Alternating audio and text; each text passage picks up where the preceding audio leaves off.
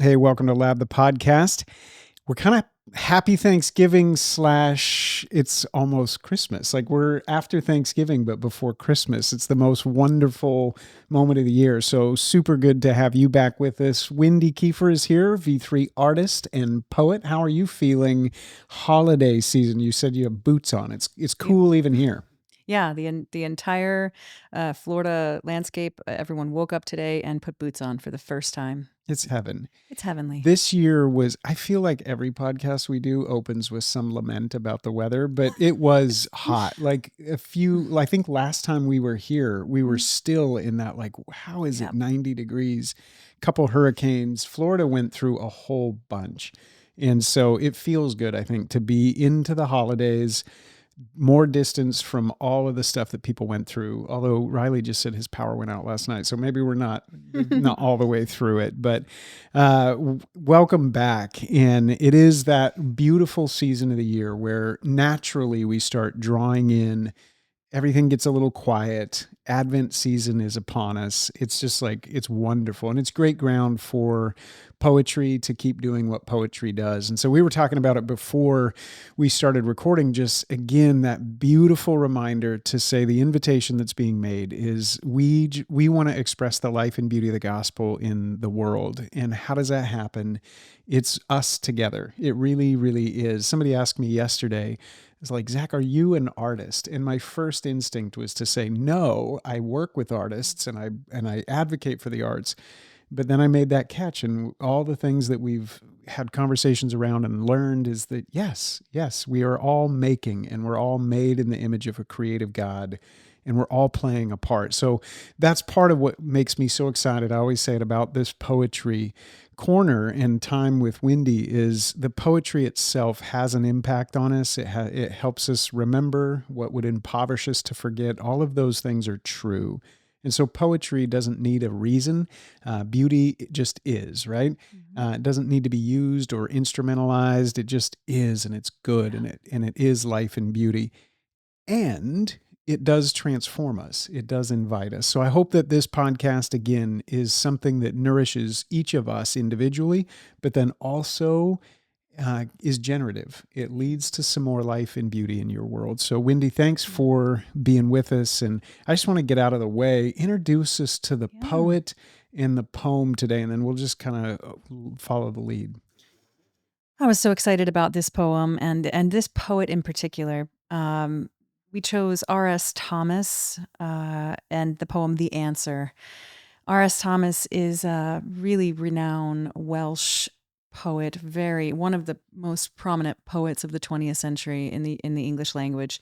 Um, and it's interesting because sometimes people will ask me, who's your favorite poet? Who are your favorites? And oftentimes I have this curated Mm. list in my file of all my favorite poems, but it's rare that I can pick up a collection Yeah. and love every single poem by the author. So I would say R.S. Thomas is definitely in my top 5 favorite poets of all time.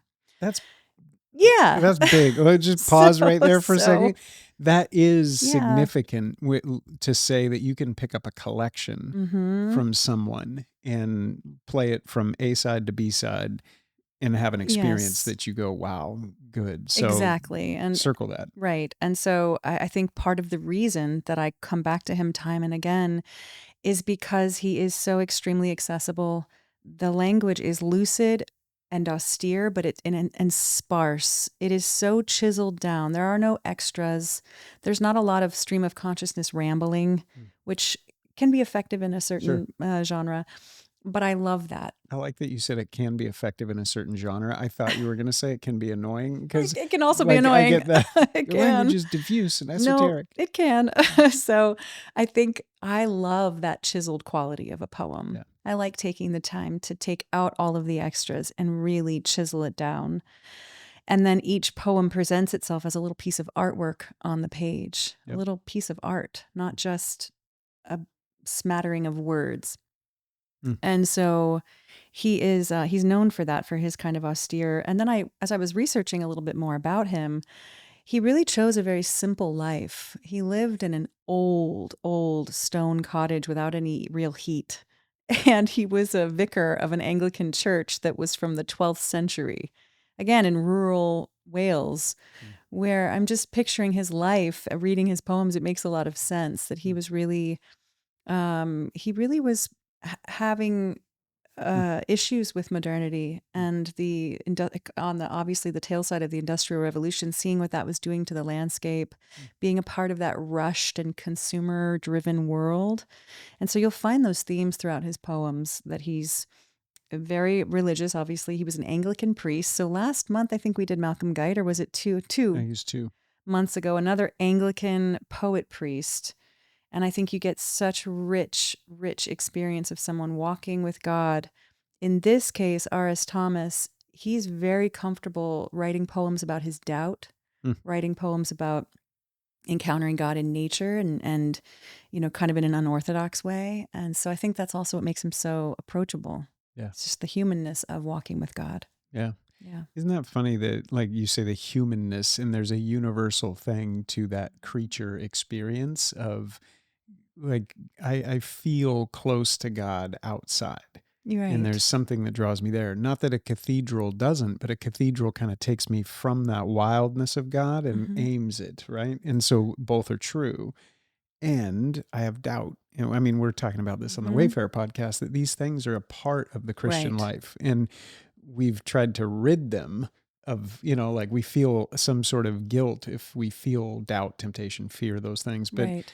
really, the people that we can turn to and learn the most from say, no, I struggled with that Right. over the journey, but I That's learned right. to go through it. That's right. And I'm going to misquote this, but in a nutshell, that one quote from, I can't remember which book we read, but it said, faith does not go in a straight line. Hmm, It leaps, it falls, it crawls, it jumps, it turns, it's, that's what's real. that's the reality. Yeah. Yeah. So he handles that very well. And Hmm, he was living, again, 20th century. So this was the modern and postmodern periods that he was writing in. It's a particular time coming out of the world wars, coming into a very consumeristic culture. hmm, You're taking the destruction of the American cities because now you've invented the suburbs, and so everyone's sprawling out and getting it very individualized. That was just a very interesting time to be writing. hmm, In a time when people were turning from God en masse, you still have that turn away, and you're in that culture. um, I think I can see why he was struggling in the way he was hmm, writing in that time period hmm. as well. What's funny is that we learn to tune things out. I mean, we all do that. Like, if you live, Riley was just again talking about this, power goes out in the transformer, the hum of a transformer. If you live near one, you just tune it out. And Mm-hmm. we have a puppy, and I'm learning to try to tune certain things out. And, like, you start to tune stuff out Yeah. that is there. And I think it's really important what you just said about modernity. Mm-hmm. People who are experiencing that transformation of a culture and the changing of an age, and they had a little bit more closer memory to a world that was less Yes. compressed. You talked about socks that are too tight, right? Mm-hmm. Like, a pre-modern world, it felt a certain way. Not all good, right? But it did have more openness, less Right. compression, less velocity, less individualization, right? All these things were Yeah. were true. They felt those changes. I think now we've learned to tune it out. Yes. And so we hear, like, oh, Putin launched an ICBM. Eh, this is part of the deal, right? Like, nuclear war, this, that, the other Mm. thing, going 85 miles an hour on the freeway while we're texting and eating Oh, at the same time. gosh. Like, we're literally, we've learned to Mm-hmm. operate at such speed and compression that I think we don't even realize how fast we're going. Right. And maybe that's true. Like, you're listening to this in your car on the commute on the freeway and you're going 70 miles an hour. And that's why poetry, it feels like, whoa, we are slowing way down to an English cottage in the countryside, right? Mhm. And I think, again, it's, yes, we can't go back in time to the English countryside. And that offers us something about being human that's really Mm-hmm. important. And so I'm And I, glad you chose him. Yeah, and I've always loved that about your work, and what you've been articulating is because I think we can't really know where to go until we reconcile with where we've come out of, how that's affected us, what philosophies undergird our thinking and our buildings and the communities we've created. We can't diagnose our condition of our heart without really knowing what we've just been through Mm, mm, collectively. And I love how you're always pulling back and framing our moments so that we can really think and consider how to move forward Mm. as whole, fully thriving humans. Yeah, it's vitally Yeah. important. I think if you're on a journey, to stop at those waypoints. If Yeah. you've been on a hike and you pause for a second and you Mhm. turn around and you go, whoa, Right. like the parking lot is way down there. Like, and I'm looking out over all of that I've covered. Mhm. Now my back, the feeling that I have in my back makes sense. Right. And my thirst makes sense and my wonder makes sense. Everything makes sense because I'm accounting for the context that I'm That's in, right. right? And I'm not just, yeah, it's Yeah. really good. Okay, so we can jump into the poem. This one's called The Answer. Again, it's sparse, it's lucid, he's got beautiful imagery. Can I, before you read, Yes. I want to ask because, and this is part of what I love about these Right. conversations. You just said it's sparse and it's lucid. And I love that. That's Mhm. why we have a poet on our staff Right. and why I think your position is so important because a recovery of language. So I Mhm. don't want to miss that. That Yeah. when you say sparse and lucid, Yeah. help us understand. If I'm listening to Sure. you and I'm like, you're about to read a poem and it's sparse and lucid, I don't even know what you mean. Like, Okay, help yeah. me know what you mean when you say this poem is Right. sparse and lucid. Mhm. Unpack that a little bit and then let's Mhm. go in. Well, there's romantic poets that, use a lot of flowery language or a lot of heightened language, a lot of adjectives, a lot of sort of, what you would notice it as being very flowery or having a different kind of quality with language. When I say sparse, it is literally kind of like, again, that was that modern postmodern movement, even Hemingway, just writing like just the facts, ma'am. Mm-hmm. Very clean, precise language. Mm-hmm. And you'll find a metaphor woven in or some imagery. And the language he chooses it's not sparse to the point of being dry Mm. because he's still using certain words that capture something, but they're very well chosen and very pared down. Mm. There's not a lot of extras. We're not floating off into the clouds, but he's very precisely pinpointing with his language and uh, creating an experience with very few words, Mm. which I think is very hard to do. Yeah. He does it really well. Yeah. Love that. Thank Yeah, you. sure. And lucid, obviously, just light, just having that capturing again the truth and the light that is behind a lot of our experiences as humans.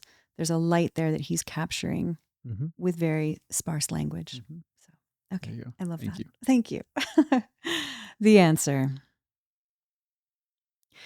Not darkness, but twilight, in which even the best of minds must make its way now. And slowly the questions occur, vague but formidable for all that. We pass our hands over their surface like blind men, feeling for the mechanism that will swing them aside. They yield, but only to reform as new problems. And one does not even do that, but towers immovable before us. Is there no way other than thought of answering its challenge? There is an anticipation of it to the point of dying. There have been times when, after long on my knees in a cold chancel, a stone has rolled from my mind, and I have looked in and seen the old questions lie, folded and in a place by themselves, like the piled grave clothes of love's risen body. Mm. So beautiful. Like that last turn I is know. incredible. I So know. yeah, I know. help us like unfold it a bit. Right. So the poem's title is The Answer. And as we move through the poem, we discover that he's wrestling with questions, and those questions become problems, and we see those problems sort of become doubts. And so he takes us through a beautiful journey. And he starts out and he says, not darkness, but twilight. So it's not completely dark. We're in a twilight moment. Mm. We're in a transitional moment. We're in a moment where it's been light, but now we're getting closer to darkness. So this is twilight in which even the best of minds must make its way now. So must solve something, must confront something, must make its way through this moment. And I Mm. thought, there's a general sense here of what we just talked about. He's living in a time where it must seem very like a twilight moment, Mhm. where a lot of the light has gone out or seems to be going out. Mhm. But also this time of life. And I think he's writing this poem in his 50s. And kind of are that twilight, you start to approach at least Mm. the twilight years where you are now facing questions that maybe kind of haunted you in the past, but are ever present as you approach that night, as you get closer and closer to the what you'd consider your upper years. Mm.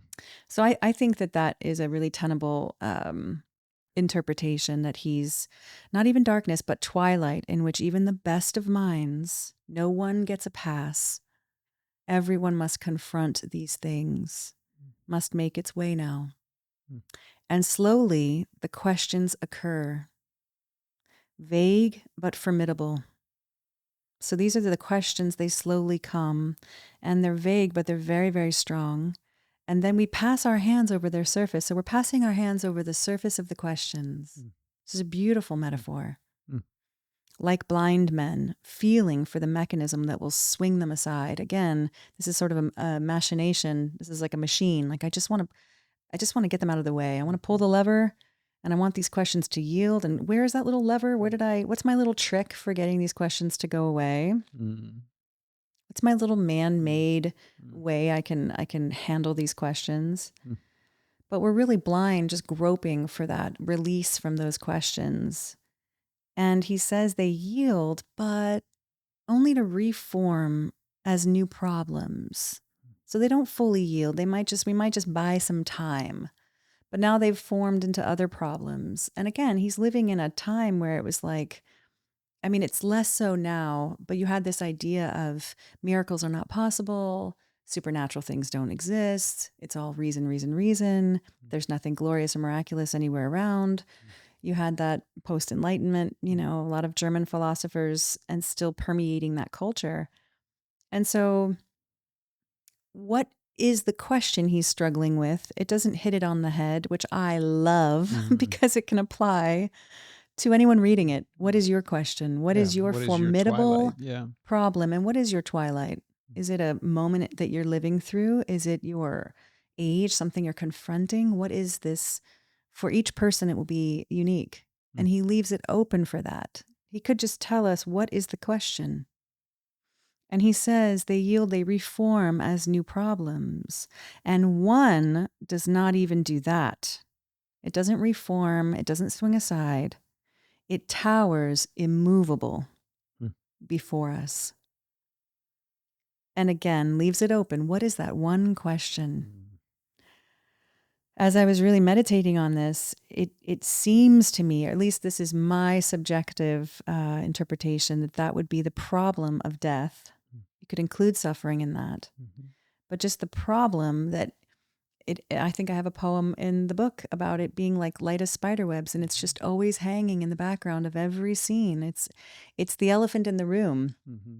And sometimes you get a diagnosis, or you have that elephant becomes much more, you have to really look that in the face and really, really come to terms with it. But it's always there, and it stands immovable. And again, it could be any kind of question about maybe the resurrection, something supernatural. But I really feel that is the thing that stands in every immovable that all of us face, even the best of minds. Yeah. Everyone. Yeah.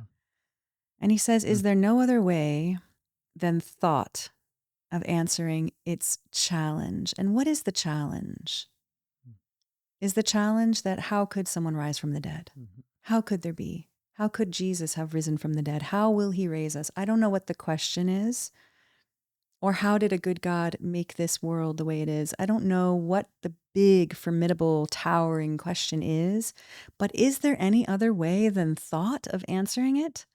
This is that, again, what I think the movement in the body of Christ is saying right now, that we have imagination, intuition, nature, a communion with God through the arts. We have prayer, we have worship. There are so many things that we can experience truth and have relief from certain questions that go far above our thinking. Mm, Far. This is the whole pray without ceasing and offer your request to God, and the peace of God, which transcends your understanding, goes mm, higher, will guard your heart and your mind. So there's something about accessing the transcendent through all the different avenues we have as humans and our senses and our being and what is around in creation that can give us what we need, mm, that might address that mm, problem, that doubt, that question that goes above mere thinking. mm. It's amazing just to think too that, as you said, in that post-enlightenment kind of the humanist movement, and let's figure it out, figure it out, Mm-hmm. figure it out, we'll find an answer to everything. There's an Right. answer for this and an answer for that.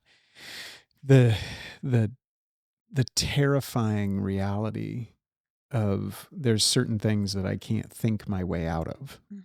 and I can't think beyond this one immovable tower. That's a terrifying but liberating thing. That's I was true. reading James K. Smith reflect on his experience with depression, Mm. and he was saying it humbled him because he's a professional thinker. You know, he's a Mm-hmm. PhD and a writer and a thinker, and he Yeah. said, I found myself facing something that I couldn't think my way out of. Oh gosh, right? Like Oh. this one thing Mm. in Twilight where I find myself, like you're saying, trying to know through feeling Yes. again, moving and running my hands over the surface of this thing to go, I cannot, the highest of my skill Yes. set, even the greatest of minds, and Mm-hmm. this one, I can't think my way out of it. Yes. Terrifying, right? Mm-hmm. Terrifying, Yeah. because as humans, that reasoning capacity is Yeah. how we do our best work, I right? Some know. of our best work. And to find yourself at the limit of this, and then to come groping up to one thing that seems immovable, Yeah. and it is not moving. You're No. moving in the shadow of that thing. That's right. That seems to be Mm-hmm. where there's an anticipation right now Yeah. of like, what do we do? Right. Yeah. And I agree with you that I have a friend I've been speaking with who's going through a lot of sadness and despair and depression, and some of it, a lot of it is that wanting to know why. Yeah. I have to know why this is happening. Yeah. And it you come up to this point of saying I want an answer. Yeah. That's the whole title of the poem. You know what's Like I so crazy about this? We're all, like you said, what's your twilight? What's our right. literally this morning, I had to stop. I was walking across my bedroom and I literally had to stop because I was facing a question that was so terrifying Mm. that I was like, I got to pray. So I went over to the side of my Mm. bed and I knelt down on my knees and I prayed. And what I found myself praying was, God, help me to make it through my 50s, right? Like just whatever the grace is that I need for my 50s. And I think I felt when you started this poem, I was like, yeah, I've been there. I Yeah. think we've all been there with Yeah. whatever it is that you go, even the best of minds, Yep. there's the thing in front of you. You go, I don't know what I'm even asking for, but I know that I'm entering into a season that I just need Yep. help. Yep. I don't know. I don't know what I'm asking for. Right. Again, terrifying and liberating. I can't think my way out of this. Right. I can't, it's not about Right. finding a solution. Right. And now you're reminding me of Cabrini. I think I Mm, mentioned this to you before, but when I saw that movie and I really contemplated, her mission was so large and her health was so poor. And even the Pope said, why should I put my faith in you, a yeah. woman? You know, we're already saying you're too frail for Fail. real missions, you know, and I'm going to put my faith in you. And she said, he's like, why don't you go and just stay in the safe place and rest and be comfortable and stay local. And she said, I can either I can either serve my purpose or my health, but not both. In other words, Mm, like I can't. And she ended up living a long mm, time, mm, living all the way into her 70s, I mm, think, and mm. doing all these things. And so I just, it's a good reminder that I think it goes above our understanding. Yeah. And like you said, brings us to our knees when we are confronted with these kind of questions, right? And that's where Yeah. he Oh my goes. goodness. That's So what hit me perfect when you were reading segue. through it. I was just like, Yeah. And then he said, he's asking the question, is there no other way of thought? it's anticipation of it to the point of dying. I love the way he writes that because it's so dense and rich. It's like, do you mean anticipation of it, of death, all the way up until the point we actually die? Mm. Or do you mean there's anticipation of this uh, uh, Mm. immovable question? It's the anticipation even is making me feel like I'm dying. Mm. Like, how can I use the strong language to explain this feeling of confronting this? Yeah. Lean in right here. I think these next lines that you're going to unpack Yeah. for us are about the most, it's unreal what Yeah. happens. There have been times, right? Like Mm. how many people, like Yes. what a great way in. And he went from being very general. Like we all have these things. There's questions, and in a general way, this is what we want to do with them in the we sense. And then he's like, there have been times. And he points to himself and Mm. he says, after long on my knees in a cold chancel. So chancel's like that front part of a cathedral or church. Mm. A stone has rolled from my mind, and I have looked in and seen the old questions lie folded and in a place by themselves, like the piled grave clothes of love's risen body. Mm. He's not moving it. He's not looking for that mechanism, the machine of how do I use one thought to conquer another thought? Mm-hmm. Where's that little Mm. lever that I use? This stone is being rolled Rolled away, away. the stone in his mind. Mm. And the questions they're not even tossed aside. You made your peace with them. They're folded Mm. neatly beside the thing that actually has now conquered all of them. Love's risen body has allowed you to just have those questions neatly folded and at peace. Mm. And it's so far It's above. magnificent. Like you I think know. about, like there have been times, and this is poetry at its best, right? Like the Yes. line break. There have been times when, That's right. hang there for a second, Right. after long on my knees, doesn't come before, No, after I was brought low. that's right. And we were just over in the Czech Republic and went to this incredible cathedral, St. Peter and Paul's Cathedral. Wow. We toured it at night, and Juan Osorio took us on this tour into the night. And we go in, and it was cold. It was it was cold outside, and it was cold inside. This Right. thing is a gigantic Right. stone cathedral, and way up front, right? Like there's the Chancel. altar and Yeah. there have been times when I've found myself going only to where the threshold of the visible and the invisible, That's that place right. where I'm brought to my knees. Yep. And then that little turn, and a Yep. stone it's only there Yep. that turn makes. That's right. Right? That's right. I love that. Yeah. And you can really picture him in the cold Plus stone. just fire of Mumford firing over the top of that, roll away the stone, right? I know. Like yes. that's the moment I where know. you start to say something shifted. Yes. I'm the same. The 50s, the death, the thing in Twilight, those things are still there. That tower unmovable is still there. Right. But a stone has been rolled away. Yes. And now I see. That's right. And the love's risen body and how that is the death of death, right? And the hope of the future and all of those things, the love of God just transcending and overpowering all questions and doubts. It's like when you magnify God, now your questions are completely minimized and folded and laying. And the way that is written, those old questions, not just old for you, but these are the questions. That's right. These are the questions that everyone has every struggled generation with. Yes. has faced this one immovable thing. You're not alone. Somebody else has been on their knees in this place. And those old questions, this is where they lie. And when he said, folded and in a place. Oh. And that's a really powerful moment in poems too, where there's a volta, there's kind of that turn. And it's just unlocks, it sets it all up. And then you're like, and you go on this journey.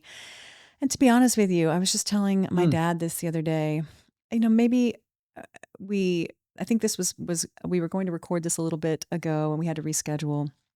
And going into the holidays, this is really questions and doubts.